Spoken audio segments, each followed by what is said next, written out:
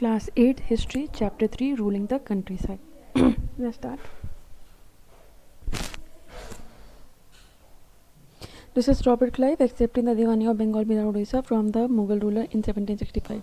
The company became the Diwan. On 12 August 1765, the Mughal Emperor appointed the East India Company the Diwan of the Bengal. The actual event most probably took place in Robert Clive's tent with a few Englishmen and India as witnesses, but in the painting above, the event is shown as a majestic occasion taking place as a grand setting. The painter was commissioned by Clive to record the memorable event in Clive's life. The grant of Diwali clearly was one such event in the British imagination.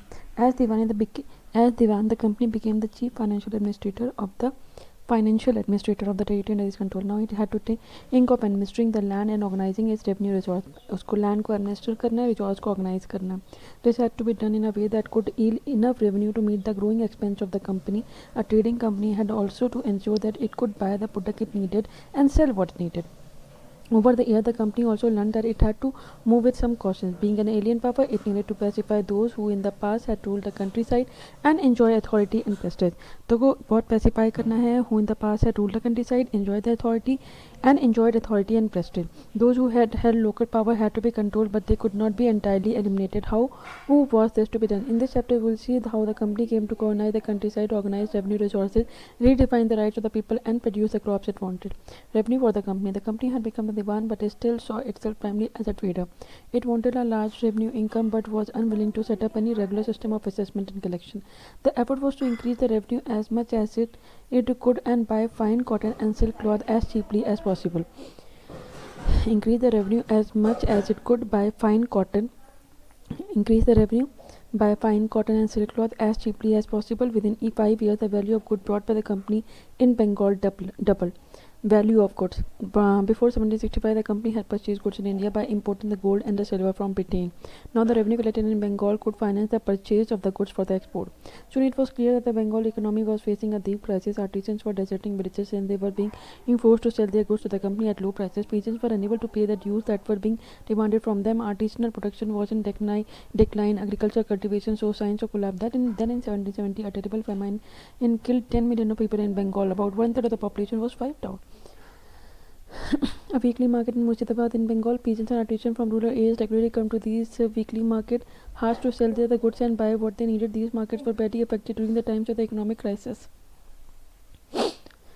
Then the need to improve agriculture. If the economy was in ruin, could the company be certain of its revenue income? Most company officials began to feel the investment in land had to be encouraged and agriculture had to be improved. How was this to be done? After 2 decades of debate on the question, the company finally introduced the permanent settlement in 1793. By the time of the settlement, the Rajas and the Talukdars were recognized as the Jamindar. Raja, Talukdar, Jamindar. They were asked to collect the rent from the peasant and pay revenue to the company. Collect revenue from the peasant, pay revenue to the company. This amount to be paid was fixed permanently, that is, was not to be increased over in future. It was felt that this would ensure a regular flow of revenue into the company's coffers and at the same time encourage the Jamindar to invest in improving the land. Since the revenue demand of the state would not be increased, the Jamindar would benefit from increased production from the land. This is Charles Cornwallis. Cornwallis was the Governor General of Bangalore when the permanent settlement was introduced. The problem. The permanent settlement, however, created a problem. Company officials soon discovered that the Jamindars were in fact not investing in the improvement of land. The revenue that had been fixed was so high that the Jamindars found it difficult to pay. Anyone who failed to pay the revenue lost his Jamindari. Numerous Jamindars were sold off at auctions organized by the company. By the first decade of the 19th century, the situation changed. By the first decade of the 19th century, the situation changed. The prices in the market rose and the cultivation slowly expanded. Prices rose, cultivation expanded. This meant an increase in the income of the Jamindars, but no gain for the company since it could not increase the revenue demand that had been fixed is permanently. Even the Jamindars did not have an interest in improving the land. Some had lost their lands in the earlier year of the settlement. Others now saw the possibility of earning without the trouble and risk of investment. As long as the Jamindars could give out the land to the tenant and get rent, they were not interested in improving the land. Now this is in many villages of Bengal, some of the powerful right did not cultivate, but instead gave out their lands to others, the under-tenants, taking from them very high rent. But by in 1806, S.T. Colebrook described the condition of the under-tenants in Bengal. The under-tenant, depressed by an excessive rent in kind and by a usurious returns for the cattle, seed, and subsistence advanced to them, can never extricate themselves from the debt. In so abject a state, they cannot labor in spirit, while they earn a scanty subsistence without hope of bettering their situation. On the other hand, the villager, the cultivator, found the system extremely oppressive. The rent he paid to the zamindar was high and his right. On the other hand, in the village, the cultivator found the system extremely oppressive. The rent he paid to the zamindar was high and his right on the land was insecure. To pay the rent, he had to often take a loan from the moneylender, and when he failed to pay the rent, he was evicted from the land he had cultivated for generations. So, mahal in British revenue record, mahal is a revenue estate, which may be a village or a group of village.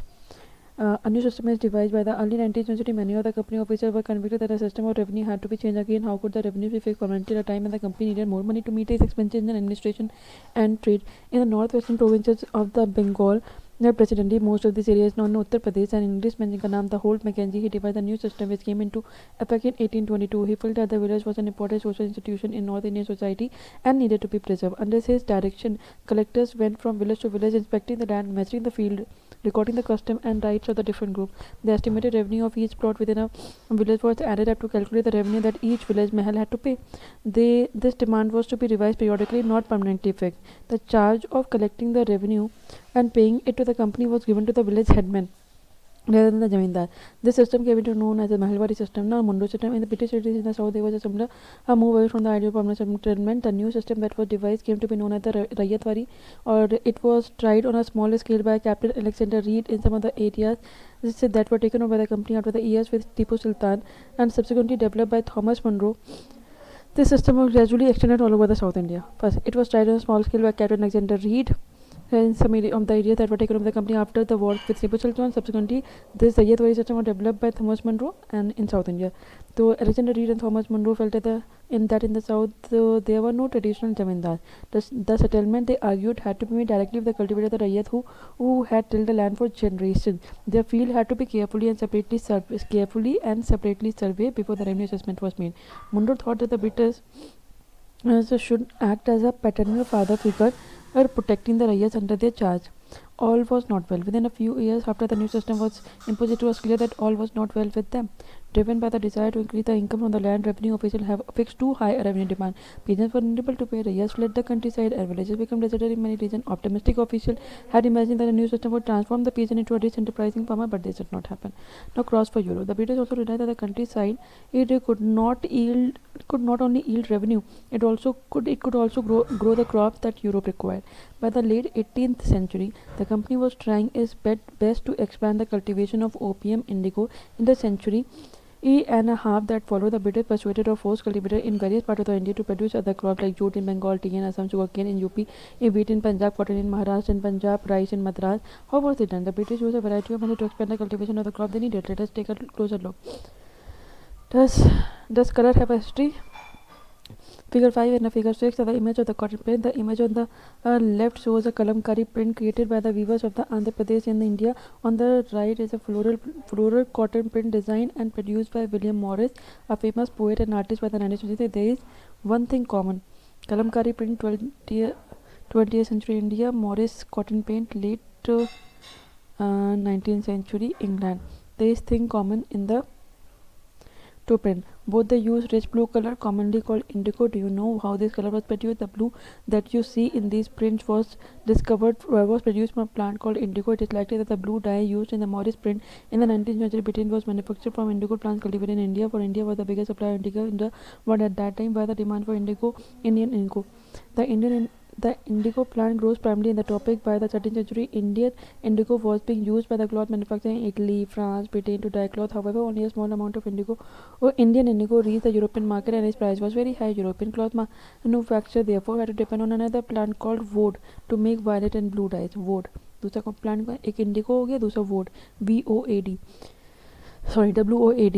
Being a plant of the temperature, wood was more easily available in Europe. It was grown in northern Italy, southern France, and in parts of Germany. Worried by the competition from indigo, wood producers in Europe pressurized the government to ban the import of indigo. Now, cloth dyers, however, preferred indigo as a dye. Indigo produced a rich blue color, whereas the dye from wood was pale and dull. By the 17th century, European cloth producers persuaded the government to relax the ban on indigo import. The French began cultivating indigo in Saint-Domingue in the Caribbean island, the Portuguese in Brazil, the English in Jamaica, and the Spanish in Venezuela. Indigo plantation also came up in many parts of North America. A large farm operated by a planter employing various forms of forced labor plantation are associated with the production of coffee, sugarcane, tobacco, tea, and coffee. By the end of the 18th century, the demand for the Indian indigo grew further. Britain and began to industrialize, and as cotton production expanded, the demand for the Indian indigo grew further. Britain began to industrialize, cotton production expanded dramatically, creating enormous new demand for the cloth dye.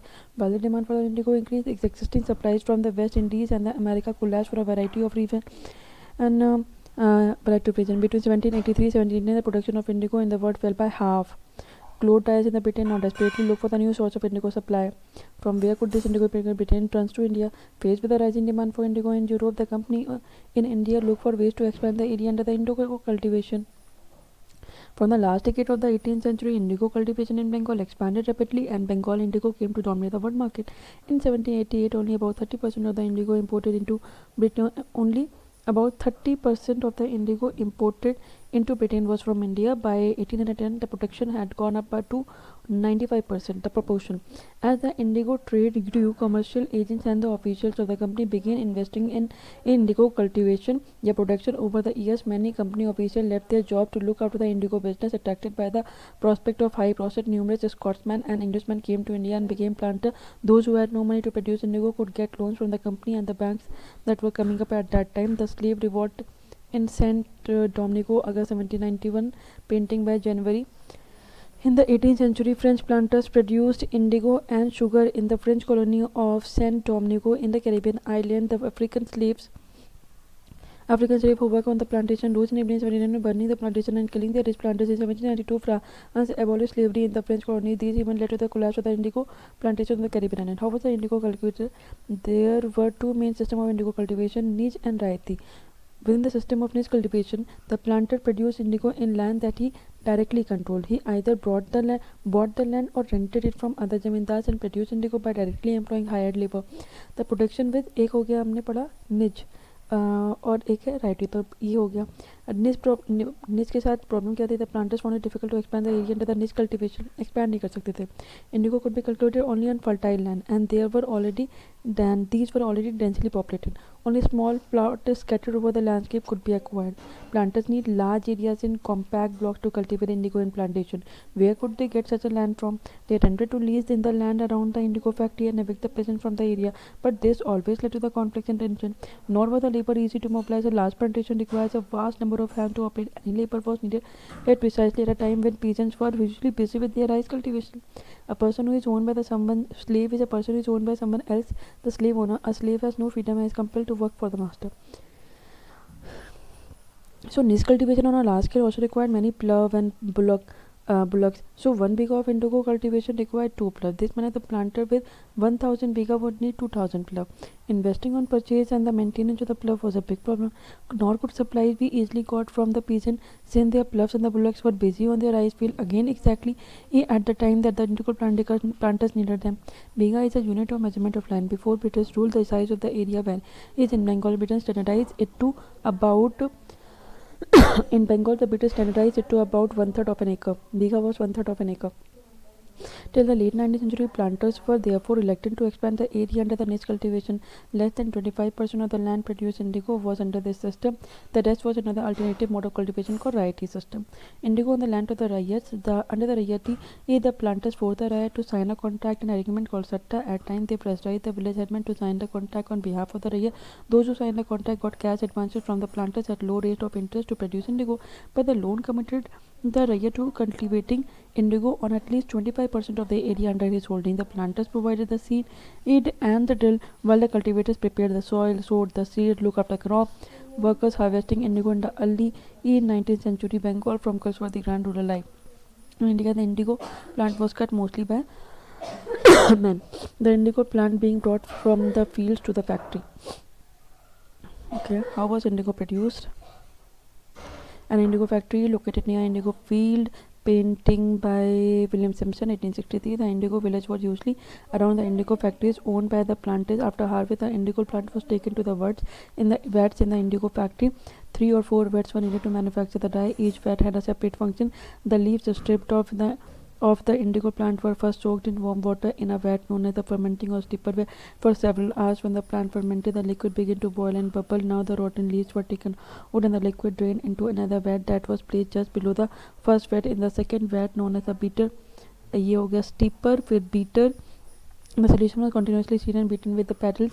When the liquid gradually turned green and then blue, the lime water was added to the vat. Gradually, the indigo separated out in flakes. A muddy sediment settled at the bottom of the vat, and a clear liquid rose to the surface. The liquid was drained off, and the sediment, the indigo pulp, transferred to another vat known as settling vat, and then they pressed and dried up for sale.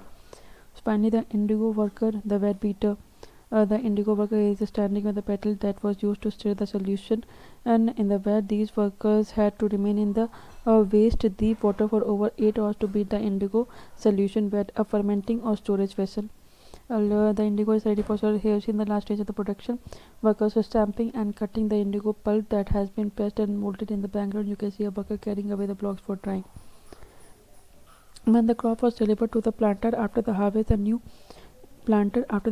loan was given to the riot, and the cycle started all over again. Peasants who were initially tempted by the loan soon realized how hard the system was. The price they got for indigo they produced was very low, and the cycle of loans never ended. There was another problem to the planter. Usually insisted that indigo be cultivated on the best soils, in which peasants preferred to cultivate rice. Indigo, moreover, had deep root, and it exhausted the soil rapidly. After indigo harvest, the land could not be sown with rice. The Blue Rebellion and after.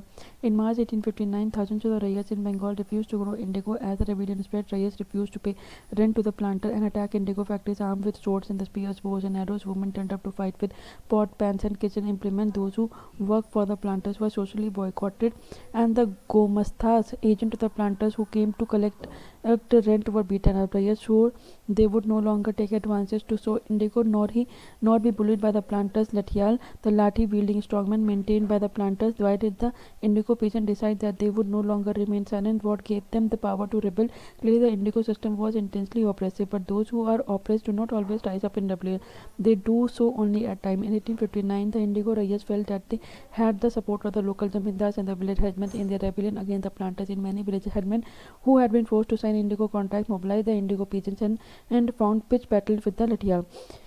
In other places, even the zamindars went around the villages urging the riot to resist the planter. These zamindars were unhappy with the increasing power of the planters and angry at being forced by the planter to give them land on long leases. The indigo peasants also imagined that the British government would support them in their struggle against the planter. But after the revolt of 1857, the British government was particularly worried about the possibility of another popular rebellion. When the news spread of a simmering revolt in the indigo district, the lieutenant governor toured the region in the winter of 1859. The riots saw the tour as a sign of government sympathy for their plight. When in Barasat, the magistrate Ashley Eden जो magistrate है Ashley Eden issued a notice stating that riots would not be compelled to accept indigo contract. Word went around the Queen Victoria had declared that indigo need not be his own. Eden was trying to placate the peasant and control an explosive situation, but his actions was read as support for the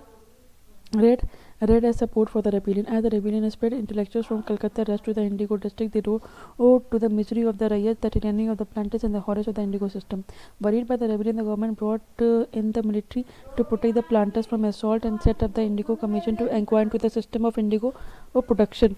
The commission held the planters guilty and criticized them for the coercive method they used with indigo cultivator. It declared that indigo production was not profitable for right. The commission asked the riots to fulfill their existing contract, but also told them that they could refuse to produce indigo in future. I would rather beg than sow indigo. Haji Mullah, an indigo cultivator in Chanpur, Thana, Harday, was interviewed by the members of the Indigo Commission on Tuesday, 1860. That is what he said in an answer. Are you now willing to sow indigo? And if not, on what fresh terms would you be willing to do it?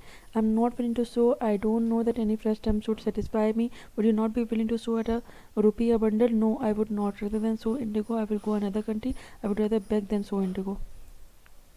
After the revolt, indigo plantation and production collapsed in Bengal, but the planters now shifted their operation in Bihar. With the discovery of synthetic dyes in the late 19th century, their business was severely affected, but yet they managed to expand production. When Mahatma Gandhi returned from South America, a peasant from Bihar persuaded him to visit Champaran and see the plight of the indigo cultivators here. Mahatma Gandhi visit in 1917 marked the beginning of the Champaran movement against the indigo planters. Thank you.